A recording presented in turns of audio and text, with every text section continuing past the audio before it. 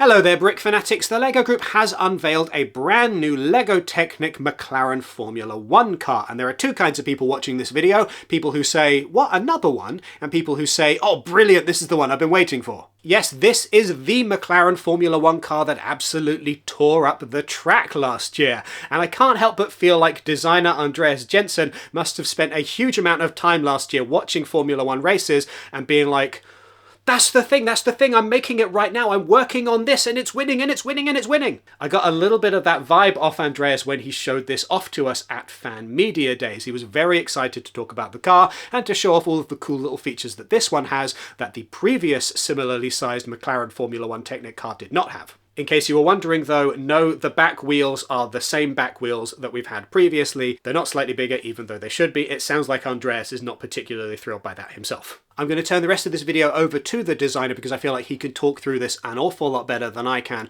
One thing just to bear in mind, I've said this before, the noise in the room for these various different Fan Media Days reveals does not reflect how excited people actually were for the various builds. Having spoken with some of the other fan media in attendance, there were some people there who were excited for this set more so than anything else. This was the reason for them attending Fan Media Days, and they were absolutely thrilled with it. But they also made a point of saying, oh, I didn't want to be too noisy because I knew a bunch of other people were filming. And as somebody who's gone out of their way to film these entire presentations so that I can show them to you, I am very grateful for that. I just don't want you to watch this and think, oh, well, the fan media crowd are quite quiet with this one. That means that they're not that interested in it. No, absolutely not. It's just that the people who were the most excited about this set were trying to be as respectful as possible to you, the viewer of this video. Right, with that disclaimer out of the way, I'm going to turn the time over to the designer of this set. Thank you in advance for doing all of the YouTube things for this video, giving it a thumbs up and subscribing and hitting the notification bell, etc, etc. I will turn the time over to Andreas. Thank you very much for watching, and away we go. My name is Andreas, and I want to show you what I've been working on most part of this year. It's the it's the McLaren. Oh my God. This year's McLaren, and if you're following the grid and the racing, you've seen that this has been dominating most races, and yeah, I'm super excited to show you what I've been doing. This year we launched Red Bull and Ferrari, right? And we introduced a gearbox system, and of course this one has that too, linking to the little electric motor and the V6. But when you engage the high gear, you also engage the DRS spoiler. So you open up there. The pull rod suspension in front and the push rod in the back. Same setup as the Red Bull. And for the first time in forever, we can actually align the steering wheel in there to the wheels, because the McLaren has a bit of a special linkage here where the linkage is actually in the back. So the steering wheel will finally be straight. Yeah, can give it a little spin here. So this will be a March next year launch. 230 euros/dollars. So yeah, March 1st. That's what I have for you guys. Any questions? Can we see some help? Could you hold up the model? Of course. While I do that, I can also show you I really wanted to give it a bit of a bottom as well. But a little cutout so you can see the engine in there.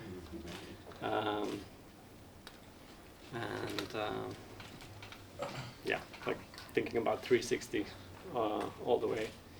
I was fortunate to go to Woking in England to see and to meet the people there, but of course the cars were in Australia or something at the time, so I didn't see the actual winning car, but it was pretty cool nonetheless. Yeah, super proud. My first 18 plus cube. But of course built on the shoulders of my colleagues that made the previous models, right? But I tried to put some unique stuff into it, both shaping-wise and functioning-wise, as I showed you, and of course it also demanded some unique solutions for the steering and the linkage to the DRS system with the gearbox.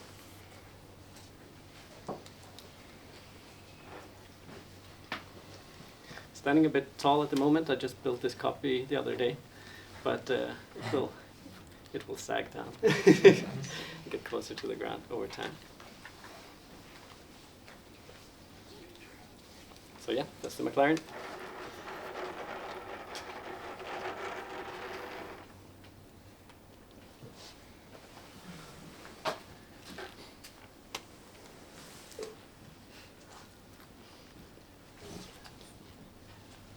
Yeah. How many different prototypes did you go through before landing on the final model? Was there a lot of different versions? I didn't keep tabs on it, but say maybe 10 iterations. What changed the most between the first and the last model?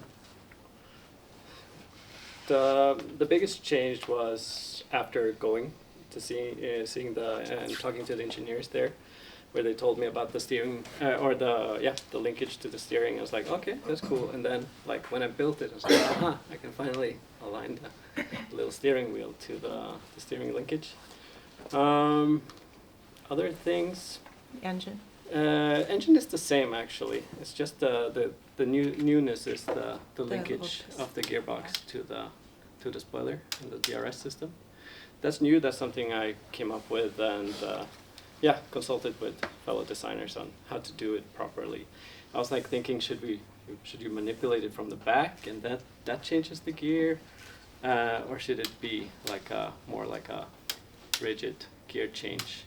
And we concluded that it's important for the gears to fully engage, so that's why you steer it from here, and you see the effect there.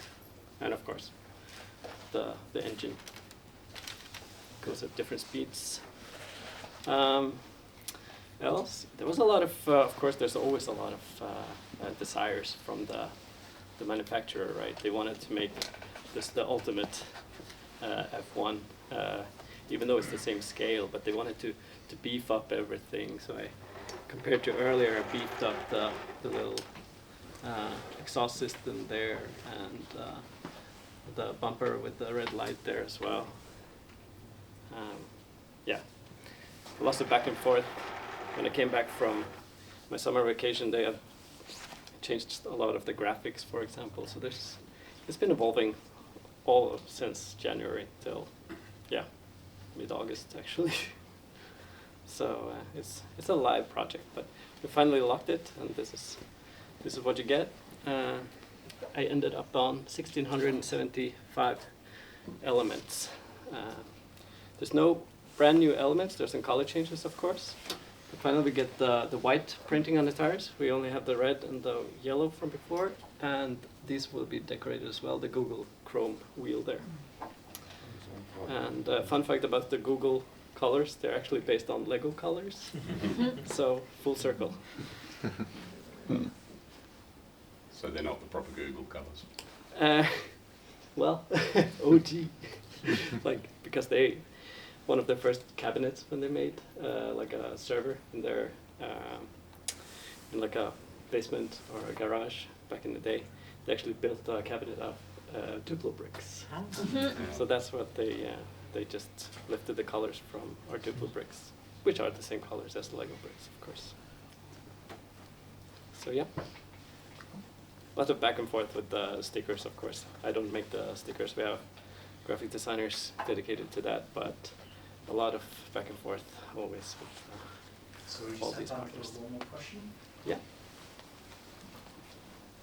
Yes, sir? Me? Yeah. Yeah, thank you.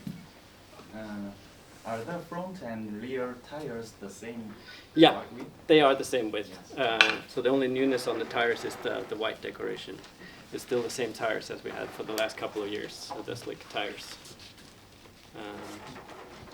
Yeah, the partner really also wanted some wider wheels in the back, but that was not in the pipeline for LEGO. We had to make millions of them, right? So it's not something we can just do like that.